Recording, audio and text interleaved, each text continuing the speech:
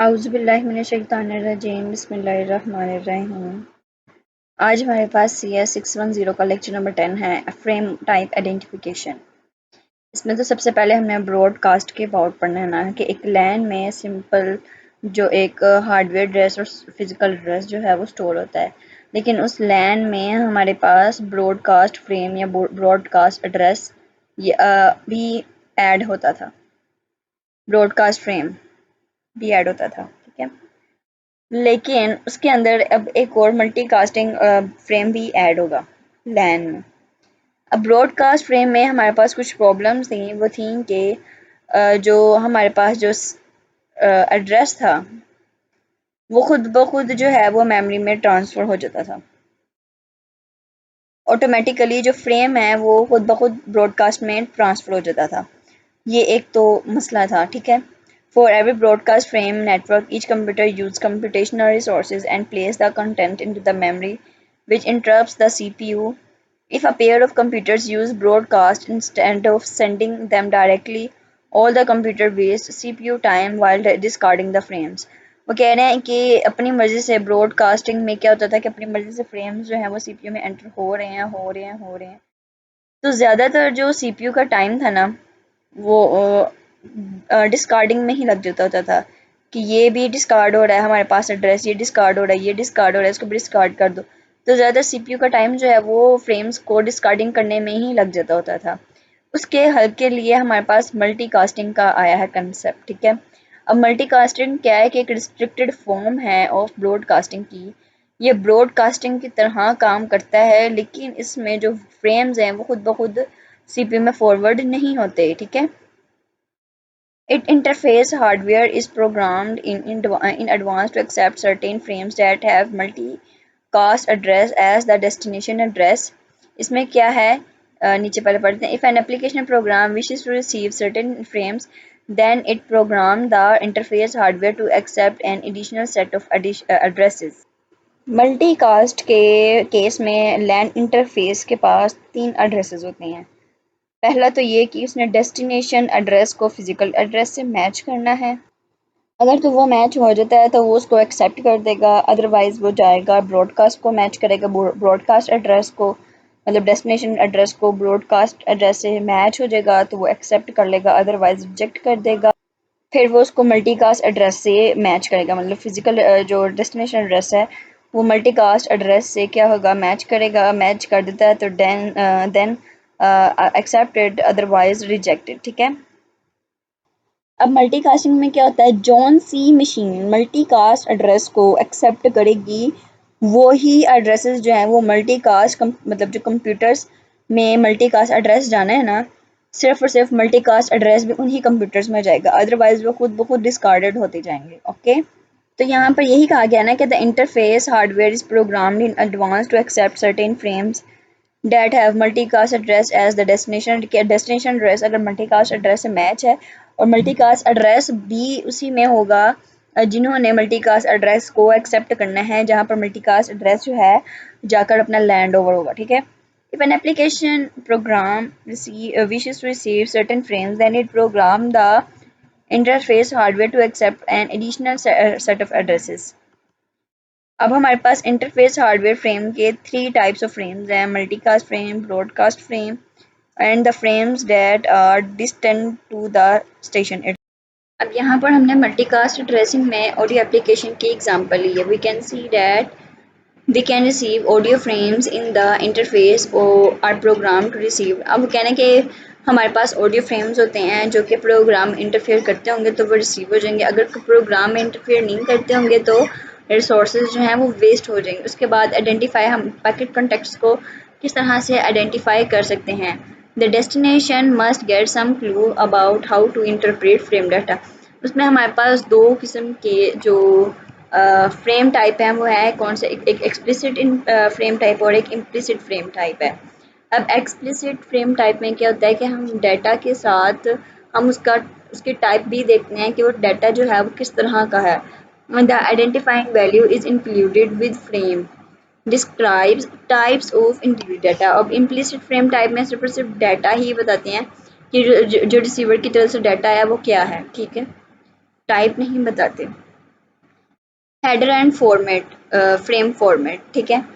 LAN technology standard define frame format for each technology. All contemporary standards use the following journal format. अब header के हमारे पास दो formats है, कौन से हैं, एक फ्रेम हेडर है और एक पेलोड है। अब यहाँ पर हमारे पास एक आपको फ्रेम बनाकर दिखाया गया है, ठीक है, फ्रेम फॉर्मेट है ये हमारे पास। अब यहाँ पर ये प्रीमेबल है। अब यहाँ पर फील्ड जो है ऊपर बताए गए हैं सारे, नीचे उनके पर्पजेज भी बताए गए हैं, वो भी हम सारे देख लेते हैं, क्योंकि ये अक्सर पेपर में ना कॉलम बनाकर आ जाता होता है, या कॉलम की सूरत में आ जाता है, या आपने बताना होता है कि इनका काम क्या होता है। तो प्रीमेबल में क्या होता है कि रिसीवर जो है वो सिंक्रोनाइजेशन होती है। फिर डेस्टिनेशन एड्रेस और सोर्स फ्रेम टाइप में क्या होता है हमारे पास, डेस्टिनेशन एड्रेस में हम आइडेंटिफाई करते हैं रिसीवर, ठीक है, इंटेंडेड रिसीवर, और सोर्स एड्रेस में हम क्या करते हैं, हार्डवेयर एड्रेस सेंडर का हम आइडेंटिफाई करते हैं। फिर उसके बाद हमारे पास फ्रेम आ जाता है, फ्रेम टाइप। अब हमारे पास फ्रेम टाइप कौन सा है, इसमें हम data type of data carrying frame, कि जो फ्रेम में डाटा हमारे पास कैरी होता है उसके हम टाइप देखते हैं। और ये जो डाटा है ये हमारे पास पे लोड में आता है, फ्रेम पे लोड में आ जाता है। उसके बाद CRC आ जाता है। अब CRC में हमारे पास क्या होता है, जो 32 बिट्स में हमारे पास CRC कोड होता है, साइक्लिक रिडंडेंसी कोड होता है, ठीक है, साइक्लिक रिडंडेंसी चेक कोड होता है। अब 8 4 था हमारे पास 32 ही होता है ना। अब 8 बिट्स को आप 4 के साथ मल्टीप्लाई कर दो तो 32 बिट हमारे पास CRC कोड बन जाता है। तो आपने इनके पर्पसेस को अच्छी तरह से याद करना। और हमारे पास दो हेडर फॉर्मेट होते हैं, कौन से, फ्रेम हेडर और एक पेलोड। याद रखना है आपने कि फ्रेम हेडर क्या करता है, फ्रेम हेडर में हमारे पास एड्रेस होता है और दूसरी आइडेंटिफाइंग इंफॉर्मेशन होती है। इंफॉर्मेशन जो है फील्ड में फिक्स साइज की होती है, उसका लोकेशन भी फिक्स होती है, लोकेशन भी फिक्स होती है, और डाटा एरिया में वेरिएंट साइज में थोड़ा सा फ़र्क हो सकता है। उसके बाद इथरनेट फील्ड्स आ जाती हैं हमारे पास, ठीक है। In Ethernet field, the preamble and CRC is often not shown in frame. The destination address of all is broadcast address. There is a special value address for frame type field. Frame without type field. ये आपने पढ़ लेना, इसमें से ज़्यादा कुछ नहीं पूछा था। Some LAN technologies do not include a field type fields. Receiver and sender can agree on interpretation which is as follows. Okay, ये आप खुद ही पढ़ लें, हम आगे चलते हैं, ये भी इतना ज़रूरी नहीं है। एनकोडिंग द डाटा टाइप आगे पढ़ते हैं। IEE 802.2 LLC। अब आपने याद रखना है कि इसमें हमारे पास क्या चीज़ इंक्लूड है। IEE 802.2 standard include logical link control, sub network attachment point, snap header, ठीक है। इसमें हमारे पास क्या होता है, लॉजिकल लिंक कंट्रोल होता है, जिसमें हमारे पास सब नेटवर्क जो है वो अटैच्ड होते हैं, ठीक है, स्नैप हेडर से। उसके बाद स्नैप हेडर या मतलब सब नेटवर्क अटैच पॉइंट हेडर कह दें, या लॉजिकल कंट्रोल लिंक कह दें। उसमें हमारे पास इसकी एग्जांपल नीचे दी गई है। बस ये जो चीज़ मैंने आपको बताई है ना, यहाँ से यही चीज़ जो है वो याद रखने वाली है। ओके, ये एग्जांपल आ जाती है। ये रहा। उसके बाद हमारे पास अननाउन टाइप्स आ जाती हैं।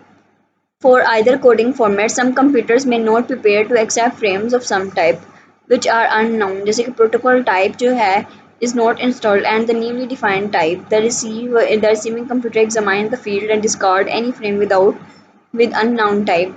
Network analyzers क्या हैं?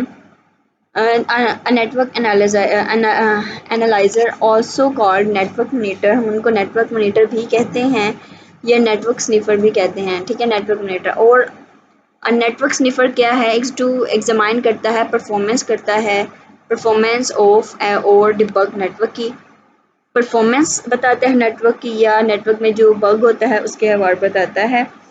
It can report statics such as scan capacity utilization, disturbance of frame size, collision rate और टोकन सर्कुलेशन टाइम, ठीक है। ऑपरेशन ऑफ हमारे पास एनालाइजर्स होते हैं।